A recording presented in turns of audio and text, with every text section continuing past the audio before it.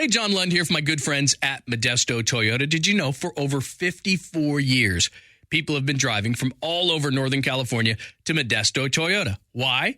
Because of the great deals and a huge selection to choose from. Over 13 acres of new and used vehicles. And it's no secret the Modesto Toyota has a large selection of certified used Toyotas as well. The best new cars make the best certified used cars.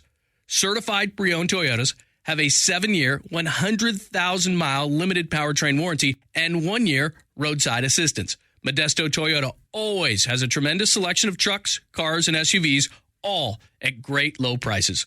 So, whether you're looking for a new or certified pre-owned Toyota, my good friends at Modesto Toyota, Kevin and the whole crew, they have the one to fit your needs and your budget. It's absolutely worth the drive to Modesto Toyota. Go to modestotoyota.com. Check them out online, modestotoyota.com. Bob and Lund on KMBR AM and FM San Francisco, the sports leader, a Cumulus media station.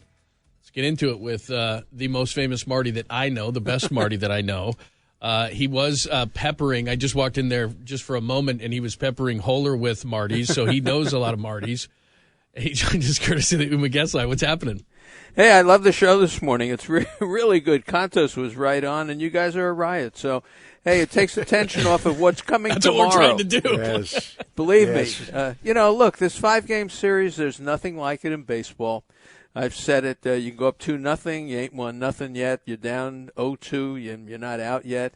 And that's what this thing is all about. They set it up for this 5-game series. It's drama, and we've got it tomorrow night. And you got to feel good. You're at home, and kind of the best pitcher so far in the series is going for you. Without a doubt, it's Logan Webb, and we'll get into what you want to do as far as the bullpen. I know you have your thoughts, and you agree with going to Gausman right from Webb if you have to, and maybe Webb takes you deep and you go right to Duvall. But the lineup against Julio Urias, and a time last year, Marty, the Giants were better against left-handed pitching than they were right-handed pitching. Now it's kind of flipped, and they're not as strong against left-handers. So do you think we're going to roll out the same lineup they did in Game 2, go Ruff, Bryant, Slater, Buster, Wilmer, Krall, Longo, Solano, and go that way? Or might you get some of these left-handers that are struggling? Yastrzemski, Wade. I don't think Listell is playable with the Achilles. It'll be Solano. But are you going all righties except for Krall in the lineup tomorrow night? Yeah, absolutely. That's something they've done all year long. And the Dodger bullpen is a very right-handed bullpen, so you want to save that left-handed bench for later in the game. But, my goodness, Yastrzemski's hit the ball hard, and George said it, that he's lined a couple down the line that just went foul. But Wade got a base hit, but he's pitchable now. The left-handed, they miss Belt. I'm telling you, they miss Belt so much in this thing every time they flip that order. The right-handed lineup is in tomorrow night to start. And they've got to do some damage. Flores, Solano, Ruff, they've got to do damage.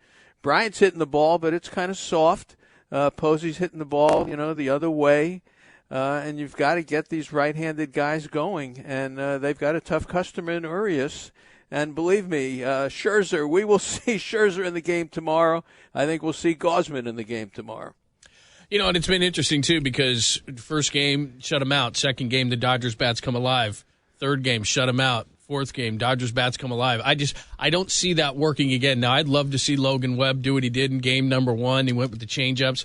Was absolutely awesome. But do you think it's sustainable to think that game, it's going to be like every other game and they're going to shut out the Dodgers 3 times in 5 games? No, I don't think so. I don't think the Dodgers will jump as much. Look, they chased all night long. And Webb was terrific. The ball had tremendous movement. They couldn't square him up. But they're a smart team. It's a veteran team. And I think you'll see a better matchup tomorrow night against Webb. That's why I say in games like this, as soon as there's trouble, the game changes in an inning. It changes in a pitch. It changes in one pitching change. As soon as there's real trouble, I think he comes out.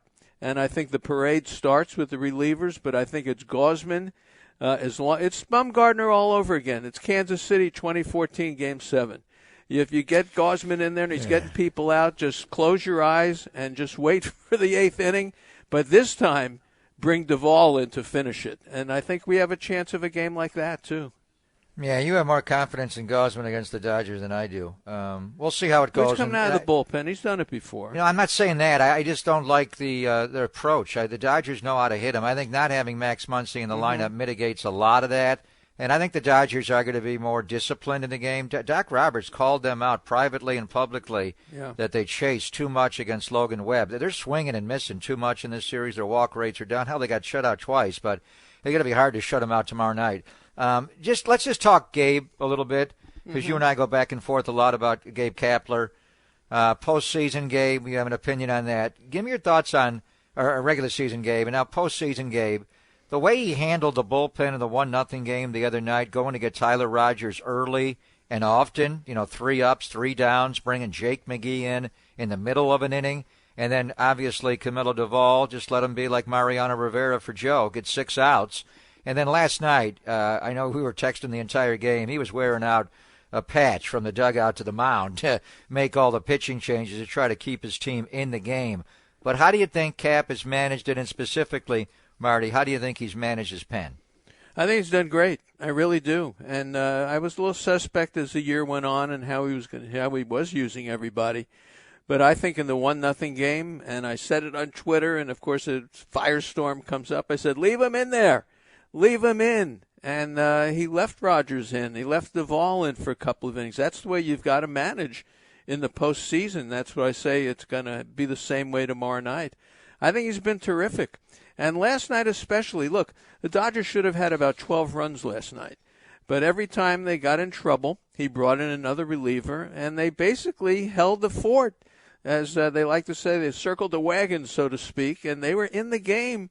Heck, McGee gives up the 2-run homer and makes it 7-2. It was 5-2, and Jansen was coming in the 9th inning. And you always had that hope that they're going to get to Jansen. So I think he's done a great job with it. In these kind of games, as soon as there's trouble, you have to make the pitching move. And if you've got a guy who's shutting him down, stay with him. It's okay. It's one game. You have, as they like to say, you got the whole winter to rest. Marty Lurie is joining us, of course, a pivotal Game 5. That's it. Somebody goes home tomorrow night at Oracle Park.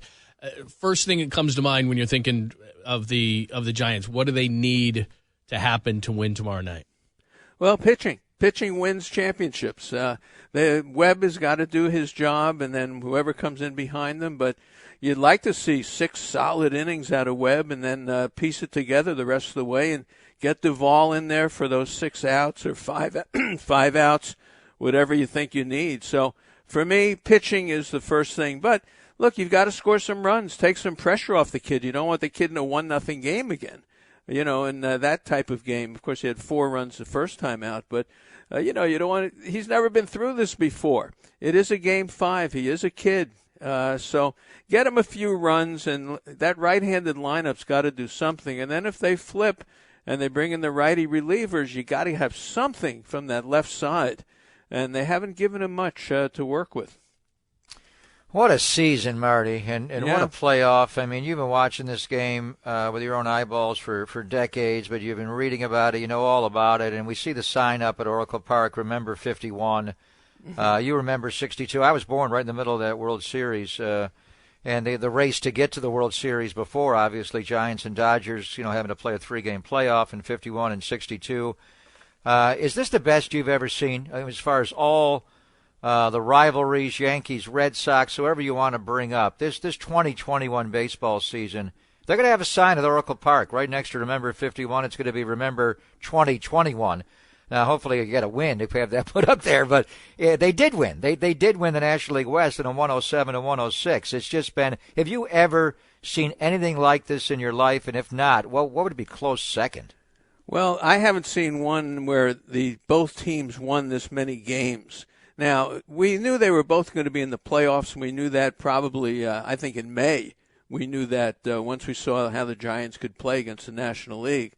But it was such a big deal to win the division. And one team goes 40-13, the other team goes 40-15 down the stretch, and it was pressure every single day to win. Because you wanted to win the division. And why? Just for this reason, that you've got that 5th game at home, and Logan Webb is going to pitch it at home. So it's a tremendous race. the Red Sox race was amazing that you talk about in '78. It really was. The Orioles and Yankees have done it. You can find a couple of teams that they both won 100 games, but for the drama of what was at stake. Do you own or rent your home? Sure you do, and I'll bet it can be hard work. You know what's easy? Bundling policies with Geico. Geico makes it easy to bundle your homeowner's or renter's insurance along with your auto policy. It's a good thing, too, because you already have so much to do around your home. Go to geico.com, get a quote, and see how much you could save. It's Geico Easy. Visit geico.com today. That's geico.com. For this one, even though we know they're both in the playoffs, that division title, day after day, for 2 full months of baseball, and I thought it was compelling. I thought it was as good as anything I've ever seen, and it turned out the right way. Just on the heels of what Pop was saying, and we kind of started the show with this, that it's hard as a fan to enjoy it right now because of the nerves, but I just think it's absolutely amazing. I love a Game 5. I can't wait till they get to the ballpark. Like right after the show tomorrow at 2 o'clock, I'm racing down there just because this just doesn't happen very often. It's so cool. Well, it's the best. And again, Greg, you talked about it earlier, but the CBA next year, right. There'll be a 2 out of 3 in that first round. But we're still going to have the 5-game playoffs. The 2 out of 3 takes a little bit away from it because that's dramatic. But there's nothing like this one. And it just goes back and forth all the time. And we saw with the Giants against the Reds. You're just not out of it ever until that last out. And I think it's the most dramatic baseball series we see. It's more dramatic than the championship series for the pennant. And it can be more dramatic than a World Series. A 7-game series could take 2 weeks. This thing, 5, 6, 7 days, it's over, and it changes every minute. So I think it's compelling. I love it. And that's what baseball does. And that's why you want to win a division here. You don't want to be a wild card. Although I will say this, I didn't realize that the wild card team, if they have a better record, gets home field in the World Series. I thought the wild card is always on the road, but if the Dodgers or Giants, the Dodgers especially. Only in the World Series, Marty? What about in the National League Championship Series? No, then it goes, the wild card has to be on the road. But if the Dodgers win this thing and they go to the World Series, they get home field advantage because they've got more wins than the American League team. Has that ever happened before, where the wild card team had more wins and would host a playoff series? I don't recall that happening. Well, I don't remember it happening. That's why I was surprised when I saw it. But for the World Series, it goes strictly on the amount of wins. That's the way it goes. So you taught us something. But in this particular case, the significance of winning the National League West is this game is going to be played at 24 Willie Mays Plaza tomorrow night and not 1,000 Vin Scully Avenue, which is huge. So. But I also look at it the other way, where when you look at the one-loss records of the teams when they score first, I mean, the Giants' record blew me away. The Dodgers' record when they score first is better. Mm-hmm. So when you are the visiting team, you get to bat first. So I don't know, but how do you look at? I think it's great for Logan Webb to just the energy of the crowd. I feel so much better about him in this game, having it at home as opposed to on the road. But give me your thoughts, because they've obviously gone 1-1. Each team has won at their home park and lost one, so here we are. How much of an edge do you think, having the last at-bat, the whole deal of playing at home tomorrow night, Marty? I think it's huge. He's pitched really well here. Look, Urias is unbeaten since June, and he's pitched well as well. But Webb at home has been terrific. And scoring first, I like scoring first. When Joe Torre did it with the Yankees, I thought it was great. In the old days of baseball, you'd do anything you could to get that first run on the board. Someone would even bunt early on to get someone in scoring position. It's not like that anymore. I don't think the first run thing means that much, to tell you the truth, because it's a long game and it's one run. I just don't think it makes that big of a difference. But for this kid to be pitching at home, the place is going to be nuts tomorrow night, just completely nuts. And I was thinking about it. It's probably the biggest game at Oracle, wouldn't you say? We haven't had a Game 5 or a Game 7 at Oracle since, have we, since it's opened? Was the Cardinal series a 7-game series, the Cardinal in 2002? I don't remember. But yeah, because they were down 3-1. They came back and won in 7. Yeah, but they didn't win it at home. Well, they won. when Marco Scudero caught the pop-up from Matt Holliday, was that not a Game 7? I think yeah, that was a Game 7. At home. That's right, because they did come home and win it. So to me, this is, one of those dramatic games, and you said it, you'll always remember this season.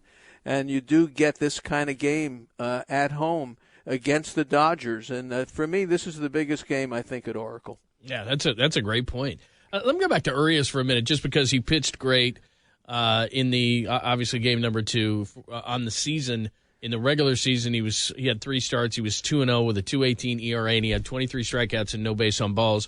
I'm nervous about that. It's not that he can't be beaten. I'm nervous about that, and the record as far as left-handed versus right-handed pitching during the regular season was different. They're absolutely better against right-handed pitching. So I'm a little nervous about this guy. He just seems to be one of those guys that this season in particular, he's just pitched great against the Giants, and hell, he's hit too. You can get to him. Yeah, he has hit, and that's something they have to be careful about. He's hurt him a couple of times with the bat, but he's hittable. And he throws a curveball, he throws a fastball, and if he's missing with one of them, then he has to rely on the other one. He is hittable. And he is not a guy who's going to go 9 or 8 or 7. They limit his pitches. And we are going to be in the Dodger bullpen tomorrow night. There's no question. And here comes Scherzer. And then we've got the left-handed lineup against Scherzer. So Scherzer is going to be part of this thing tomorrow night.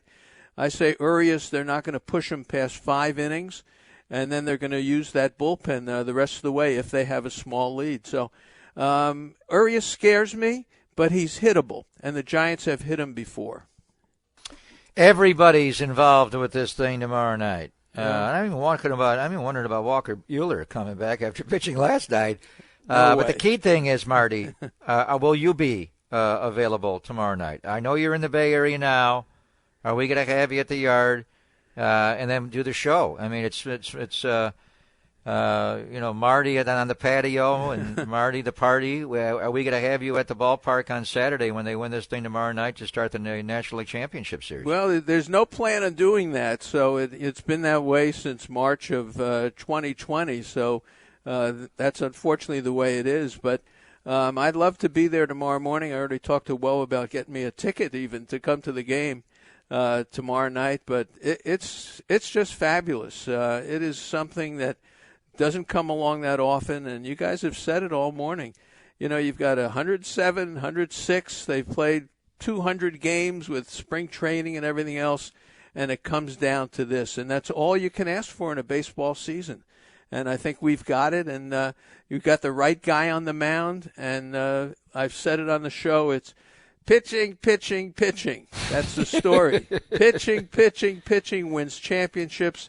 And whoever pitches better tomorrow night's going to be the winner, and that's it. It's not going to be a 10-9 game, a bunch of home runs and balls going all over the place. It's going to be a tight game. Marty Leary's joining us. Absolutely great insight. By the way, before you leave, because I heard you talking to Holler before we came on the air, would you like to weigh in on a famous sports Marty? You're number 1 on the list, but behind you, you're in the Jerry Rice position. Who's behind you? Well, and Pop mentioned him earlier. It's Marty Marion, who is a great shortstop.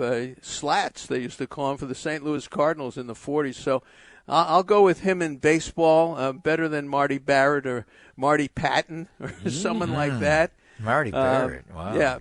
You remember Marty Patton. How about Marty Glickman? As far as overall athlete. Pop, that's the one of all the Martys and Marty Robbins and everyone else you said. Marty Glickman is the honor to be compared just by name of Marty. I'd say so. Rick Riz gave me the name of Baseball Marty. He was the one who there we go.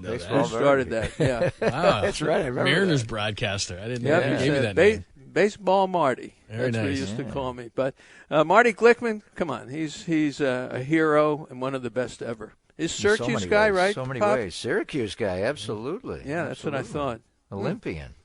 Hey, you guys did a great job today, and George Contos was terrific setting it up. Good. I agree with everything he said. Honestly, the way the pitching is going to go, everybody has to be available tonight, and you don't wait. And that's what I like about Kapler. He does not wait. And I think he's grown up a tremendous amount in this series. And I think as soon as there's trouble, he will make his move. And everyone is available, including Rogers again. As you said, you could see Rogers in the 5th inning tomorrow. Yeah, no doubt about it. My favorite is Marty the Party. That's what we call you around here. So that Bruce Bochy gave me that one. Marty the Party. That's what you say. Marty the Party. Hey, it's Marty the Party. Hey, Marty, how are you? Going, Marty the Party. Marty the Party. And who else? And someone at KMBR called me Marathon Marty. I think that was the other one. Oh, I know. You'd go all day and night of the weekend. That's true, man. I would.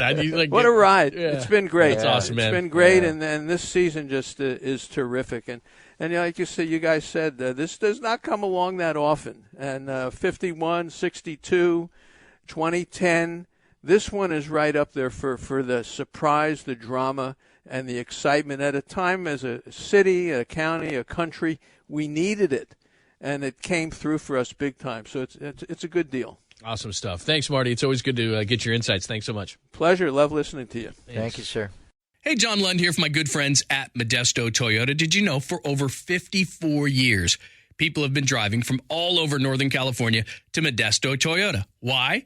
Because of the great deals and a huge selection to choose from. Over 13 acres of new and used vehicles. And it's no secret the Modesto Toyota has a large selection of certified used Toyotas as well. The best new cars make the best certified used cars.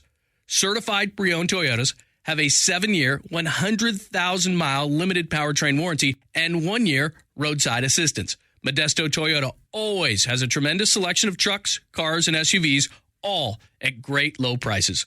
So, whether you're looking for a new or certified pre-owned Toyota, my good friends at Modesto Toyota, Kevin and the whole crew, they have the one to fit your needs and your budget. It's absolutely worth the drive to Modesto Toyota. Go to ModestoToyota.com. Check them out online, ModestoToyota.com.